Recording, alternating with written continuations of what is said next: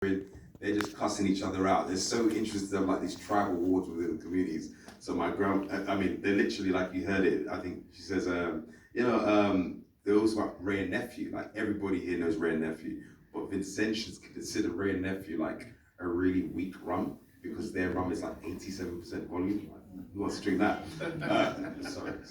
All right, and then just the curry goat. They always cook Jamaican auntie says don't cook curry goat like Indians, but actually Vincentians cook curry goat like Indian people. Like so, it's all those little nuances of like banter and some of the outdated ideas as well by the uncles, right? Like this is Domino's. We're playing at a big game. We don't want you to get in, but like is that I've heard all these things and actually I've fought to keep them in because some of the we call it truisms. Some of the truisms, if I know something, but truisms that are in the film, I wanted them to be in them to reflect the culture, to reflect the generation, and actually the shift.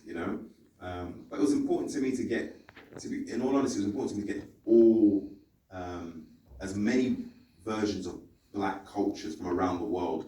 Period. That was, I grew up in a household that's British and all the Caribbean influence, but we're quite Pan-African as well. We believe in like people across the world, and humanists at our top. So I wanted the African American, I wanted the West African and the Caribbean people there. And some of it's true. Like my mum's best friend is a lady called Caroline, who I call Auntie Caroline. And Georgia wasn't a pop star, a lady called Natalie, but we didn't date. But those little nuances come from my life. Yeah. Yeah, I love that you take a few seconds to linger on the food. Seeing plantain on screen, am I right, people? Some of my favorite stuff in this. Where's that? Oh yeah, there's a debate in there. Plantain. That's another one. That's West Africa versus Jamaica on that one. Hold on, are we going for plantain or plantain? All in favour of plantain, say aye. Aye. And plantain, say aye. Aye. Shit, I don't know who wins that one. I'm the mic, so I can't for double. Some of my favorite stuff in this movie is just all the stuff with the uncles and aunties. Yeah. It's just great. It feels like you're sat at the table with them when they're doing all of that. How much fun was it to just shoot those sequences? Well, listen, we shot the movie during the height of COVID, so the rest of the world was locked off, and so my trick was to walk around and like DJ to people, like low key. So my crew, I would just like drop in Careless Whisper there, see, oh, you like that? Okay, cool. And I drop some like Lovers Rock and be like, okay, you like that? So it was just a joyous time. Speaking specifically about the dinner table scenes, I wanted that feeling. As soon as you get in, we're in handheld, and you're going from zoom, zoom, you're there. The rest of the film's quite like I wanted it to be big at the beginning and established quite romantically, people moving through time and space in a very kind of elegant way, like when me and Asia jump out the car, but they're like just try and really establish a level of class and scope to the film. But as soon as we get to the house, you're in the house, because anybody knows that is from an African or African Caribbean background. It's quite an intoxicating feeling. You have to get kind of used to it before you jump in. It's now time for the most important question we're going to ask tonight. In your estimation, who won the food fight? None of us, because if that happened in my real house, my mum would go mad. That bit is completely fictionalized, and I don't know what household period would tolerate that, Fair play. So you mentioned the accents earlier. What is the secret to a good Jamaican accent? The secret to a good Jamaican accent.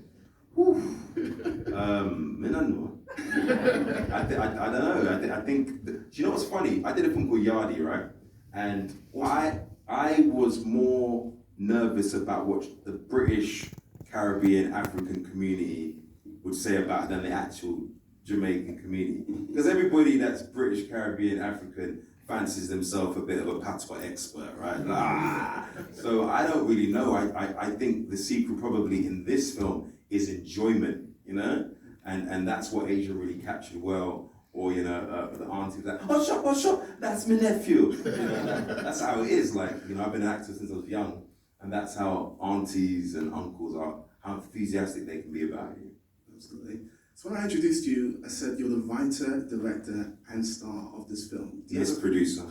I'm producer. See, I'm forgetting stuff. And that's my company now. Is there anything else you did? I just want to make sure I get Catering. Catering as well. Music as well. Do you know what's funny? The score and the soundtrack was really important to me. I wanted to make a film that felt classic and accessible, and you know, hopefully I achieved some of that. But so I started the film with Chet Baker, which I Fall in Love So Easily, and it's just to settle the audience into this is a slightly different journey from what you may have seen in Black British people. You know, true of life, but we've not done it in cinema, and that's something that was really important to me. And then just to crescendo through all the different moments, like when we're in Bilal's club, and you know we're seeing that Lovers Rock movement by Alton Ellis. You know, all those things were really important to me, to pay homage to music in general, but you know the Black music across the world. And I would say also the score was really important to me, to make something that felt like the moment when Georgia and Shay are talking in the bedroom, like a proper score. I had an orchestra. Like, that's mad. Like, I swear to you, of all the times, I've got a video of it as well. Of all the times, that's the time I've been most overwhelmed. I cried when I saw like that orchestra playing music. It felt for the first time for me, I was like, oh, I'm a filmmaker. Do you know what I mean? Like, I was like, rah, like they're doing music that I helped compose with James Boyce, who's a fantastic composer, you know, and writer, written Eric Badu, Mariah Carey, blah, blah, blah, he's a G. But I sat there and did that, and I felt so moved. I was like, oh, my dream has come true, you know? I don't know why it was the music that did that. Of all the things, it was when I saw like a full band orchestra doing that, I was taken back. I'm going to open it up to you guys now for some questions. We're going to have a couple of roaming mics. So if you have a question, please put your hand up now. Planting.